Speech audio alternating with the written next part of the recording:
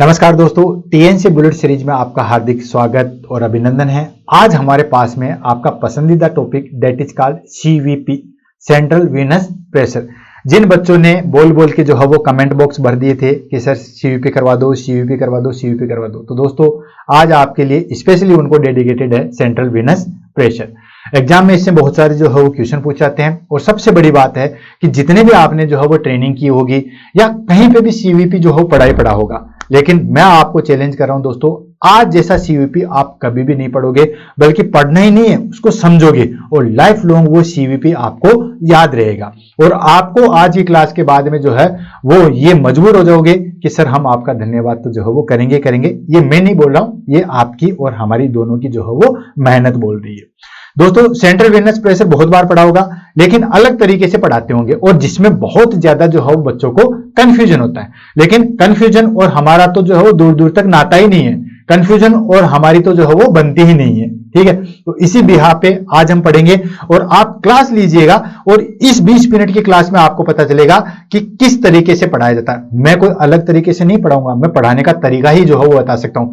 विराट कोहली या रोहित शर्मा अलग बैट लेके नहीं आते हैं, बैट उनका सेम ही होता है जो अदर बैट्समैन की तरह होता है, बस उनके शॉट लगाने का तरीका जो है वो अलग होता है। कहने का तात्पर्य यही है कि जीतने वाले कोई अलग काम नहीं करते, बल्कि उसी काम को जो है वो अलग तरीके से करते हैं। तो ठीक उसी तरीके से हम कोई अलग टॉपिक नहीं पढ़ रहे हैं। सीवीपी सबने पढ़ा होगा, सबने देखा होगा, बहुत सारे टीचर्स ने पढ़ाया भी होगा, लेकिन आज उस सीवीपी को हम कैसे पढ़ेंगे उसको हम देख लेते हैं। तो चलो शुरुआत करते हैं हमारे पास में सेंट्रल वीनस प्रेशर की। सेंट्रल वीनस प्रेशर की बात करें तो सेंट्रल वीनस प्रेशर जो है वो इसमें बहुत एक एक लाइन से जो है वो क्वेश्चन कहां से बन के आता है। जैसे फॉर एग्जांपल इसमें होते हैं फ्लेबो एक्सिस पॉइंट जो है वो क्या होता है, सीवीपी का 0 पॉइंट क्या होता है, नॉर्मल सीवीपी कितना होता है, सीवीपी होता क्या है, देन कौन सी पोजीशन सीवीपी के अंदर दी जाती है, कौन सा सॉल्यूशन जो है वो सीवीपी के अंदर दिया जाता है, कॉन्ट्रा इंडिकेशन क्या है, इंडिकेशन क्या है, क्या क्या चीजें हमें जो है वो पता रहती है सीवीपी के अंदर।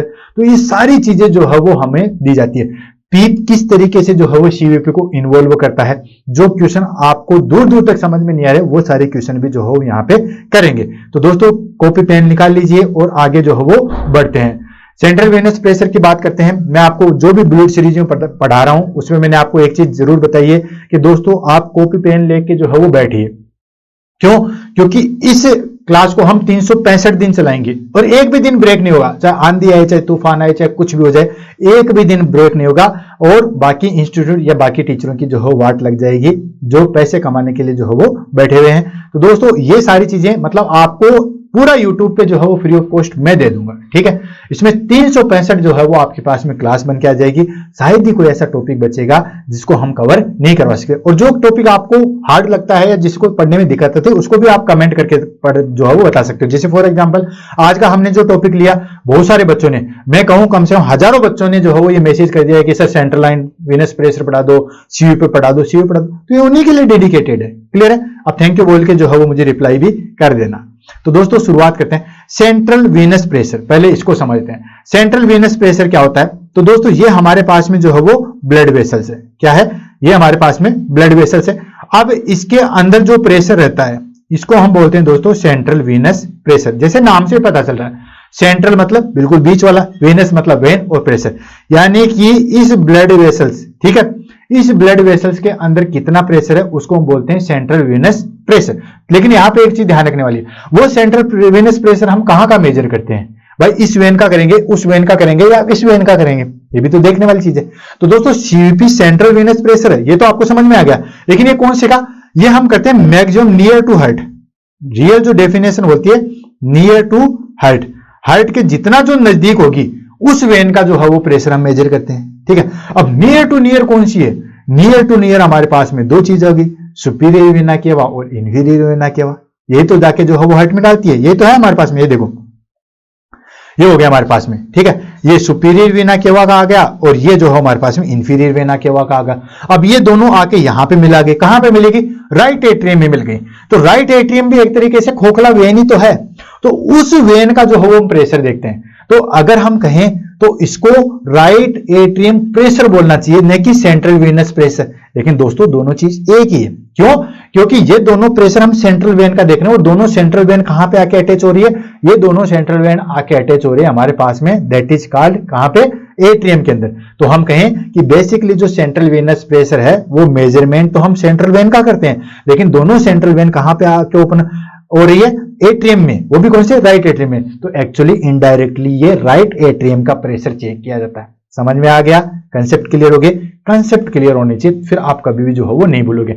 अगर हमने थोड़ा ऊपर ले लिया तो फिर वो सुपीरियर वेना केवा का प्रेशर बताएगा, अगर थोड़ा सा और कहीं से ले लिया, फीमोरल से लिया, तो फिर इंफीरियर वेना केवा का ले लिया, तो थोड़ा इंटरप्शन हो जाएगा। जबकि दोनों जहां मिलती है वहां का प्रेशर हमें देखना, दोनों मिलती कहां पे? राइट एट्रियम में। तो ये एक्चुअली राइट एट्रियम का जो है वो प्रेशर होता है। ये हो गया हमारे पास में सेंट्रल वेनस प्रेशर। क्लियर है? चलो आगे बढ़ते हैं और चलते हैं।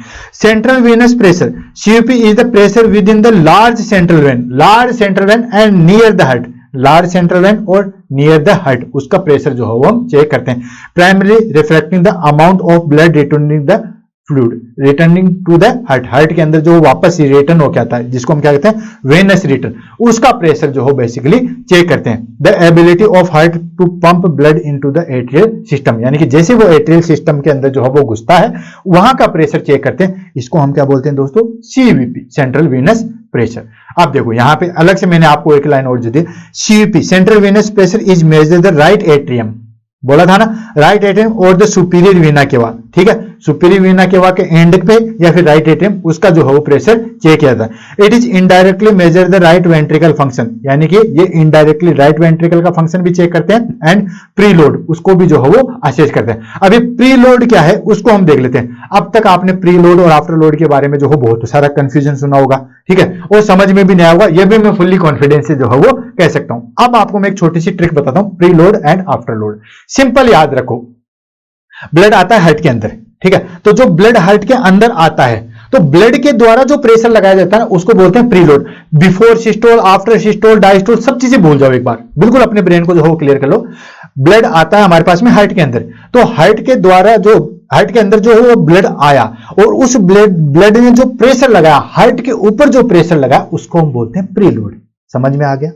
हार्ट के अंदर जो है वो ब्लड आया और उस ब्लड ने उस पर प्रेशर लगा, यानी कि एंड ऑफ डायस्टोल। डायस्टोल मतलब जैसे डायस्टोल करता है हमारे पास में, ठीक है, तो उसको हम कह सकते हैं एक तरीके से प्रीलोड। ठीक है, आफ्टर लोड क्या होता है दोस्तों? आफ्टर लोड होता है हमारे पास में, यानी कि वेंट्रिकल ने, ठीक है, वेंट्रिकल ने जो है वो ब्लड के ऊपर कितना प्रेशर लगाया, ठीक है, उसको हम बोलते हैं दोस्तों आफ्टर लोड। क्लियर चीज होगी? यानी कि ब्लड के द्वारा जो प्रेशर लगाया गया है उसको हम बोलते हैं प्रीलोड, और वेंट्रिकल के द्वारा जो ब्लड पे प्रेशर लगाया जाता है उसको हम बोलते हैं after load. I think clear होगा। इसके ऊपर पूरी एक क्लास जो है वो हमने कार्डियोवैस्कुलर सिस्टम में 1 घंटे के लिए, वहां पे भी आप जाके जो है वो देख सकते हो। क्लियर है? अब उसके बाद में यहां तक चीज समझ में आ गई। अब देखो ये प्रेशर समझ में आ गया कि सेंट्रल वेनस प्रेशर कहां का हो गया? राइट एट्रियम का जो है वो प्रेशर आ गया। ठीक है, नॉर्मल वैल्यू की अगर हम बात करें तो नॉर्मल रेंज कितनी होती है दोस्तों? नॉर्मल रेंज होती है 3 से लेके 8 सेंटीमीटर ऑफ H2। अच्छा, यहां पे सेंटीमीटर ऑफ H2 आया। अभी सेंटीमीटर ऑफ H2 ही क्यों आया? उसका भी रीजन है, क्योंकि हम सीवीपी के अंदर जो है वो NS यूज करते हैं, वाटर ही यूज करते हैं, इसलिए सेंटीमीटर ऑफ H2 में ही मेजर किया जाता है। ठीक है, लेकिन अगर उसको हम कन्वर्ट करना चाहें तो mm ऑफ Hg में भी कन्वर्ट कर सकते हैं। आपको एक फॉर्मूला बताता हूं, दोनों में कंफ्यूज नहीं होना। 1 mm इक्वल टू, या हम कहें 1 mm Hg equal to 1 centimetre, वो sorry 1.36 centimetre of H2। Clear है? ये चीज ध्यान रखना। ठीक है, 2 यानी कि 1 mm of Hg equal to 3.6 centimetre of H2 होता है। ये इसकी जो है वो नॉर्मल रेंज होती है। अच्छा, नॉर्मल रेंज वेरी भी करती है। वेरी कैसे? अगर आप लेटे हुए हो तो सेंट्रल वेनस प्रेशर अलग होगा, बैठे हुए हो तो सेंट्रल वेनस प्रेशर अलग होगा, और अगर खड़े हो तो सेंट्रल वेनस प्रेशर जो है वो अलग होगा। ये हमारे पास में रेंज है जब पेशेंट लेटा हुआ है उस टाइम की जो है वो रेंज है। इसको हम बोलते हैं दोस्तों नॉर्मल सेंट्रल वेनस प्रेशर। आपको याद रखना 3 to 8 सेंटीमीटर ऑफ H2 या 2 to 6 mm Hg जो है वो इसका नॉर्मल वैल्यू होती है। क्लियर है? अब देखो मेजरमेंट कैसे करते हैं। सेंट्रल वेनस प्रेशर का जो है वो मेजरमेंट करते हैं 99% जो है वो हम डायरेक्ट मेजरमेंट करते हैं, जिसके अंदर जो है वो सेंट्रल लाइन, जो सेंट्रल लाइन यहाँ पे डली हुई है उसी से जो है वो हम सीवीपी मेजरमेंट करते हैं। तो हमारे पास में दो मेथड है, डायरेक्ट मेजरमेंट और इन्वेजिव मेथड्स। इन्वेजिव मेथड जो है वो बेसिकली 1% भी काम में नहीं आता, यूज में नहीं लेते, न एग्जाम की दृष्टि से नहीं प्रैक्टिकल की दृष्टि से। जो हायर डेवलप कंट्री है उनमें ये चीज में ली जाती है। तो सबसे पहले लेते हैं हम डायरेक्ट मेजरमेंट। डायरेक्ट मेजरमेंट में क्या है, यूजिंग ए सेंट्रल वीनस कैथेटर। आपने देखा जो सेंट्रल वेनस का जो कैथेटर है उसी से हम जो है वो सेंट्रल वीनस प्रेशर जो है वो चेक करते हैं। वो सेंट्रल वीनस कैथेटर कहां पे, जो लार्ज वेन है। लार्ज वेन कौन सी दोस्तों, जुगुलर या सब क्लेवियन वेन, वहां पे डला हुआ था, या फिमोरल वेन के अंदर, यानी कि सेंट्रल कैथेटर जहां डला हुआ है वहीं से जो है वो मेजर करते हैं। Using central venous catheter inserting to the large vein, for example internal jugular vein, subclavian vein या femoral vein, and advance the superior vena cava in the right atrium. ठीक है, या फिर सुपीरियर वेना केवा के अंदर जो है वो होता है, वहां पे हम मेजरमेंट करते हैं। 99% इसी को काम में लेते हैं। दूसरा था नॉन इन्वेजिव मेथड। इसमें क्या करते हैं, अल्ट्रासाउंड के द्वारा जो है वो इंफीरियर वेना केवा के साइज और उसके कोलैप्सिंग की कैपेसिटी देख के द्वारा जो है वो हम प्रेशर चेक करते हैं, उसको हम बोलते हैं दोस्तों नॉन इन्वेजिव। यानी कि कोई भी जो है वो हम प्रिक नहीं करते हैं, किसी भी आर्टरी या वेन को इंजेक्शन या प्रिक नहीं करते हैं, उसको हम बोलते हैं दोस्तों नॉन इन्वेजिव मेथड। क्लियर हो गया। हम कौन सा यूज में लेते हैं, मैक्सिमम जो है वो इन्वेजिव मेथड ही लेते हैं और इसी को हम जो है वो पढ़ेंगे। अब बात आती है हमारे पास में प्रोसीजर्स की। ठीक है, कि किस तरीके से हम सेंट्रल वीनस प्रेशर को जो है वो चेक करते हैं, या सेंट्रल वीनस प्रेशर जो है वो किस तरीके से आइडेंटिफाई करते हैं, किस तरीके से जो है वो चेक किया जाता है। तो दोस्तों ये आप पहले इस पिक्चर को देख लो, फिर मैं आपको 1 बाय 1 करके जो है वो बताऊंगा। ये यहाँ पे एक क्लाइंट लेटा हुआ है। ठीक है, पहले मैं प्रोसीजर के बारे में थोड़ी सी जो है वो इंफॉर्मेशन दूंगा, उसके बाद जो है वो 1 बाय 1 करके जो है इसके बारे में डिस्कस करेंगे, क्योंकि मैंने आपसे वादा किया था पढ़ो ऐसे जैसे बरसों जीना हो, जियो ऐसे जैसे कल ही मर जाना हो। ठीक है, छोटी क्लास है, इसका मतलब ये नहीं है कि हम इंपॉर्टेंट चीजें छोड़ देंगे, पढ़ेंगे, और कह रहा हूं आपको मजबूर कर दूंगा कमेंट करने के लिए। ठीक है, तो ये देखो ये क्लाइंट लेटा हुआ, यहां पे इस पे सेंट्रल कैथेटर जो है वो डला हुआ है। ये हमारे पास में दोस्तों सेंट्रल कैथेटर डला हुआ है। इसके 3 ल्यूमन होते हैं, अभी ल्यूमन भी आ जाएंगे। एक होता है हमारे पास में प्रोक्सिमल, एक होता है मिडल, एक होता है डिजिटल। 3 ल्यूमन आते हैं, अभी आएगा हमारे पास में। ठीक है, वो 3 ल्यूमन जो है, अच्छा आगे मैंने शायद दे रखा होगा, कोई नहीं, वो ऊपर दे रखा है, आई थिंक सो, हाँ ये रहे।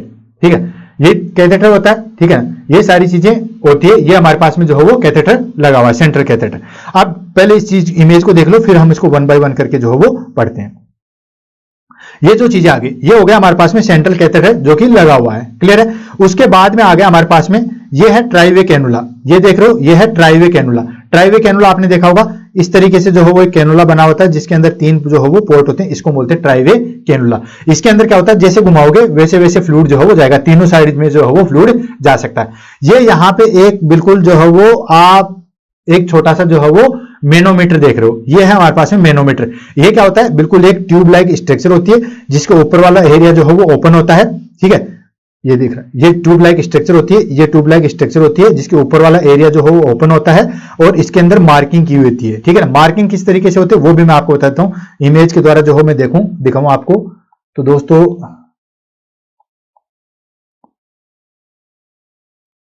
हमारे पास इमेज जो है वो देखनी पड़ेगी, इसकी इमेज। चलो, ये हमारे पास में जो है वो इस तरीके से जो है वो मैनोमीटर होता है। ठीक, और इसके ऊपर जो है ऊपर वाला खुला होता है, और इसके ऊपर जो है मार्किंग लगी होती है। यहाँ पे 5, 10, 15, 20, या फिर हम कहें 2, 4, 6, इस तरीके से। यहाँ पे एक पॉइंट होता है जिसको हम बोलते हैं 0, और यहाँ पे भी माइनस में आते हैं, -1, -2, -3, -4, इस तरीके से जो है वो रीडिंग आती है। ठीक है, ये हो गया हमारे पास में मैनोमीटर। ये जो आप देख रहे हो ये हो गया मैनोमीटर। क्लियर। उसके बाद में यहां पे एक चीज आ गई, देखो ये हो गया 0 पॉइंट। ये जो आप जगह देख रहे हो ये है 0 point. 0 point in the sense वहां पे 0 मार्किंग आती है, जिसको हमने क्या बोला 0 पॉइंट। और यहां पे जो है वो NS की बोतल होती है, NS सॉल्यूशन ही यूज में लेते हैं। बेसिकली 99% NS सॉल्यूशन ही यूज में लेते हैं। अगर जब तक कॉन्ट्राइंडिकेटेड नहीं हो तब तक NS ही काम में लेते हैं। और ये हो गया हमारे पास में 3-वे स्टॉप कॉक, यानी कि यहां पे जो है वो 3-वे लगा हुआ था। अब देखो इसमें किस तरीके से जो है वो हम प्रोसीजर में चेक करते हैं, या सेंट्रल लाइन प्रेशर कैसे चेक करते हैं। डेफिनेशन आपको पता चल गई, सेंट्रल वेनस प्रेशर, यानी कि हमारी जो लार्ज वेन है या जो राइट एट्रियम है उसका हमें प्रेशर जो है वो चेक करना है। अब इसमें सबसे पहले क्या करते हैं दोस्तों, यार देखो इसको मैं क्लीन कर लेता हूं, उसके बाद आता है। सबसे पहले क्या करते हैं कि यहां पे हमारे पास में जो कैथेटर है, ये जो कैथेटर देख रहे हो ये हमारे पास में कैथेटर है। ये कैथेटर देख रहे हो, इसकी 3 ल्यूमन होती है। ठीक है, ये 1 है, ये 2 है और ये 3 ल्यूमन है। इसके ऊपर लिखा हुआ होता है, ये होती है हमारे पास में प्रोक्सिमल, ये होती है मिडल और ये होती है हमारे पास में डिजिटल ठीक है। तो ये हमारे पास में 3 होती है। डिजिटल इन द सेंस कहां पे इन पे ओपनिंग होती है, जैसे फॉर एग्जाम्पल प्रोक्सिमल की सबसे ओपनिंग यहां पे होती है, ठीक है, ये 1 नंबर दे दिया। मिडिल की जो है वो यहाँ पे ओपनिंग होती है और डिजिटल की जो है वो यहाँ ओपनिंग होती है, ठीक है। तो आप यूं मत समझो कि इनकी तीनों की ओपनिंग एक जगह होती है, नहीं, सबकी ओपनिंग जो है वो अलग अलग जगह पे होती है। प्रोक्सिमल मतलब पास में, सबसे पहले ओपनिंग इसी की हो जाती है, मिडिल वाले की बीच में होती है और डिजिटल वाले की जो है वो सबसे लास्ट में होती है। और जब हम सीयूपी मेजरमेंट करते हैं तो हमेशा डिजिटल पोर्ट से ही जो है वो मेजरमेंट किया जाता है, याद रखना, डिजिटल पोर्ट से ही जो है वो मेजरमेंट किया जाता है। ये देखो यहाँ पे 3 ल्यूमन है, तो जो डिजिटल वाली पोर्ट है वहीं से हमने जो है वो सीयूपी मॉनिटरिंग करना है, क्लियर है। तो ये चीज ध्यान रखना कि जो 3 पोर्ट होते हैं उसमें डिजिटल पोर्ट से ही जो है वो सीयूपी मॉनिटरिंग की जाती है। अब कैसे करते हैं उसको हम ले लेते हैं। सबसे पहले क्या करते हैं दोस्तों, ये जो हमारे पास में ये जो लाइन है, यानी कि ये जो हमारे पास में मैनोमीटर है, इसको फिक्स कर दिया जाता है, ठीक है। फिक्स करने के बाद में इसको आईवी स्टैंड पे जो है वो बिल्कुल फिक्स कर दिया जाता है। फिक्स करने के बाद में इसको जो है वो हम डी एयर करते हैं। D air in the sense कि सबसे पहले ये हमारे पास में जो ट्राईवे है, ठीक है, इस ट्राईवे को हम यूं ओपन कर लेते हैं, यूं, ठीक है, इस ट्राईवे को यूं ओपन कर लेते हैं तो वो फ्लूइड इसके अंदर आएगा, इसके अंदर आएगा और सीधा कहां जाएगा दोस्तों, इस मैनोमीटर के अंदर जो है वो चला जाएगा। मैनोमीटर के अंदर जाएगा, इसके अंदर एक छोटी सी बॉल लगी होती है, वो बॉल जो है वो ऊपर जाएगी, जैसे जैसे ऊपर आएगी 15, 20, 25, यहां तक 25 तक आते हैं, हम उसको जो है वो स्टॉप कर देते हैं एक तरीके से, ठीक है। ऐसा नहीं है कि 25 पे करना है, 20 पे भी आप कर सकते हो, 18 पे भी आप कर सकते हो, मतलब एटलीस्ट उसको जो है वो 90% तक जो है वो फिल कर लिया जाता है, क्लियर है। अब इसके अंदर किसी भी तरीके से जो है वो कोई जो है वो दिक्कत नहीं है, ठीक है, किसी भी तरीके की कोई प्रॉब्लम इसमें नहीं आ रही है, कोई एयर इसमें नहीं आ रही है, क्लियर। अब उसके बाद में क्या करते हैं, इसको कैनुला को चेंज करके यूं कर लिया जाता है, ठीक है, कैनुला को चेंज करके यूं कर लेते हैं। तो फिर इसमें जो यहां पे पेशेंट की साइड में जो लाइन लगी हुई है उसमें से हवा निकाल देते हैं, हवा निकाल के उसके टिप तक हवा निकाल देते हैं और जो है वो बिल्कुल क्लीन कर लेते हैं, क्लियर। अब देखो इसके अंदर कहीं पे भी एयर नहीं है, राइट। अब उसके बाद में जो है वो हम इसको जो है वो कहां अटैच कर लेते हैं दोस्तों, जो पेशेंट का जो सेंट्रल लाइन था उसमें कौन सा डिजिटल पोर्ट, वहां पे जो है वो अटैच कर लेते हैं।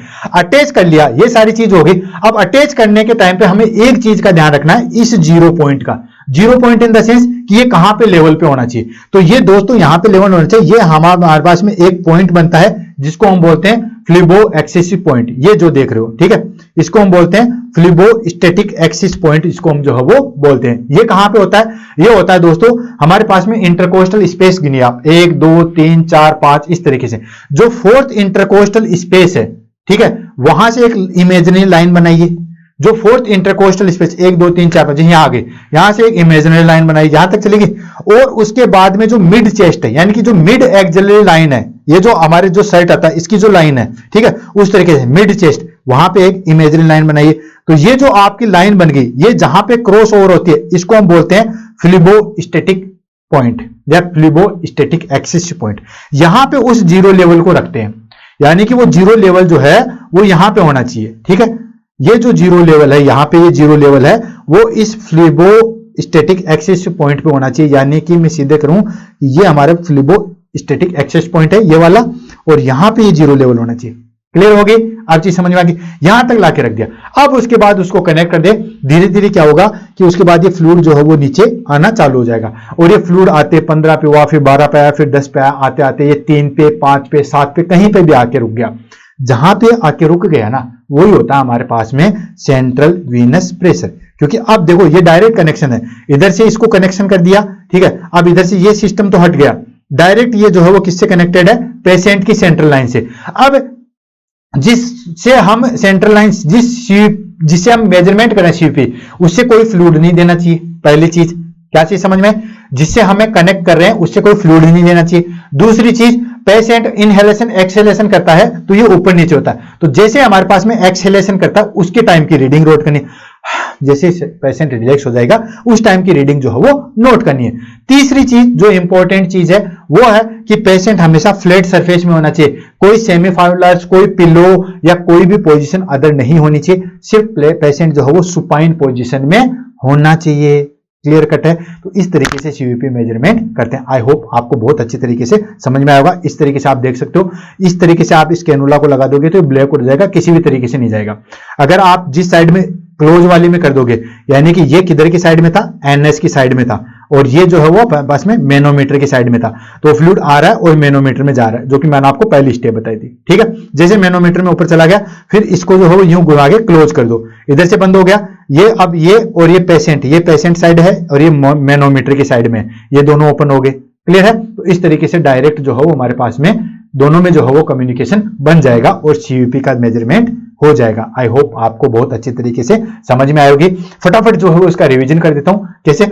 पेशेंट को फ्लैट सरफेस पे लेटाना है, कोई पिलो कोई जो है वो पोजीशन नहीं देनी है।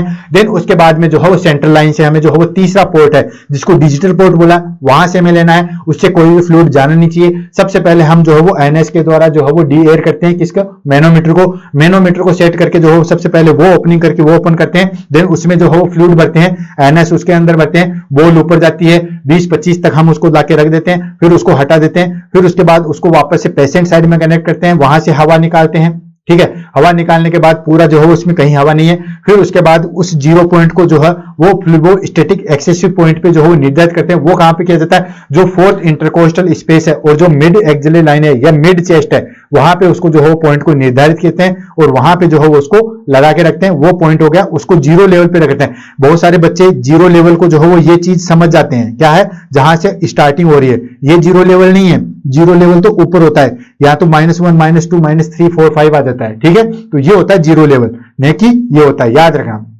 उसके बाद जो है वो पेशेंट को नॉर्मल रेस्पिरेशन के लिए छोड़ देता है। जैसे पेशेंट एक्सेलेरेशन करता है उस टाइम की रीडिंग नोट कर देते हैं, वो हमारे पास में नॉर्मल सीयूपी है। क्लियर कट है दोस्तों? आगे बढ़ते हैं इसके बारे में। आई थिंक सारी चीजें जो है वो क्लियर होगी। अब उसके बाद आता है हमारे पास में factor influence the fluid CUP, central venous pressure को जो है वो कौन कौन से फैक्टर जो है वो इफेक्ट करते हैं। तो दो ही चीजें दोस्तों, इंक्रीज सीयूपी कब होता है? जब फ्लूइड ओवरलोड होता है, फ्लूइड ज्यादा होता है, या वेंट्रिकल फेलियर होता है, इस पल्मोनरी हाइपरटेंशन होता है, एन के एन प्रकार किसी भी तरीके से राइट वेंट्रिकल हाइपरट्रोफी होती है या फिर राइट साइडेड हार्ट फेलियर होता है, कुल मिला के फ्लूइड एक्सेस होता है, तो सीयूपी हमारे पास में ज्यादा आएगा। क्योंकि हमने क्या मेजर किया? Central venous pressure. तो सेंट्रल वीनस के प्रेशर को हम चेक करें तो अगर फ्लूइड ज्यादा होगा तो सीयूपी इंक्रीज होगा। अगर पेशेंट हाइपोवोलेमिया में जा रहा है या डिहाइड्रेशन में जा रहा है या बहुत फ्लूइड कम है, तो किस में चला जाएगा दोस्तों? Decrease CUP. सिंपल। तो देखो, इंक्रीज सीयूपी किस में देखने का? फ्लूइड ओवरलोड में देखने को मिलेगा, हार्ट फेलियर में देखने को मिलेगा, पल्मोनरी हाइपरटेंशन में देखने को मिलेगा, मैकेनिकल वेंटिलेशन या पीप का अभी क्वेश्चन आगे हम की पॉइंट्स में पढ़ेंगे। पॉजिटिव एंड एक्सपायरेटरी प्रेशर, जो पेशेंट वेंटिलेटर पे, और ही क्वेश्चन यहाँ आजकल आएगा, मैं फिर से बता रहा हूं कि आपको कंडीशन दे दी जाएगी कि एक पेशेंट का जो है वो सीयूपी इतना है लेकिन उसकी पीप इतनी है, तो एक्चुअल सीयूपी जो है वो कितना है, तो इसको भी हम पढ़ते हैं दोस्तों। तो दोस्तों अगर आपके पास में सेंट्रल वेनस प्रेशर दिया हुआ है और पेशेंट जो है वो पीप यानी कि वेंटिलेटर में क्या करते हैं? पॉजिटिव एंड एक्सपायरेटरी प्रेशर पे उसको रखते हैं। दोनों जो लंग्स होते हैं उसमें मिनिमम एयर के लिए प्रेशर रखा जाता है, उसको हम बोलते हैं पीप, पॉजिटिव एंड एक्सपायरेटरी प्रेशर। जब एक्सपायरेशन करने के बाद भी एल्वेलाई के अंदर कितना प्रेशर होता है उसको बोलते हैं पीप, पॉजिटिव एंड एक्सपायरेटरी प्रेशर। तो उसमें से हम क्या करते हैं दोस्तों, जैसे मान लीजिए किसी पेशेंट का सीयूपी जो है वो 10 सेंटीमीटर FH2 है और पीप हमारे पास में 3 है। पीप कितनी है दोस्तों? पीप है हमारे पास में 3, पॉजिटिव एंड एक्सपायरेटरी प्रेशर, जो कि लंग्स को फैलाए हुए रखती है। अब लंग्स को फैलाए रखते हैं तो वो फिर हमारे पास में हार्ट को प्रेशर राइज करती है, तो इसकी वजह से इसको अफेक्ट होता है। तो इस 10 में से ये 3 निकाल देंगे तो एक्चुअल सीयूपी निकल के आ जाएगा, इन द सेंस सीयूपी आ जाएगा हमारे पास में 7। क्लियर है? यानी कि इस सीयूपी में से पीप अगर निकाल दोगे तो एक्चुअल सीयूपी आ जाएगा। ऐसा क्वेश्चन अब की बार 100% आने की संभावना है। क्लियर है? नेक्स्ट आ जाता है obstruction of venous return. Venous return में अगर ऑब्स्ट्रक्शन आ जाएगा, फ्लूइड पीछे की साइड में जमा हो जाएगा तो सीयूपी इंक्रीज होगा। नेक्स्ट आ जाता है डिक्रीज सीयूपी। डिक्रीज सीयूपी किसके अंदर देखने को मिलेगा? जस्ट अपोजिट, ब्लड लॉस के अंदर, डिहाइड्रेशन, हाइपोवोलेमिया के अंदर, वेजोडाइलेशन के अंदर और रिड्यूस वेनस टोन के अंदर जो है वो आपको देखने को मिलेगा डिक्रीज सीयूपी। इसको रटने की जरूरत है, ये आपको पता ही है। वो हम ब्लड प्रेशर का हम जो है वो वेनस का प्रेशर देख रहे हैं तो कब होगा? जब उसमें फ्लूइड ही नहीं रहेगा, ब्लड ही नहीं रहेगा, तब। ठीक।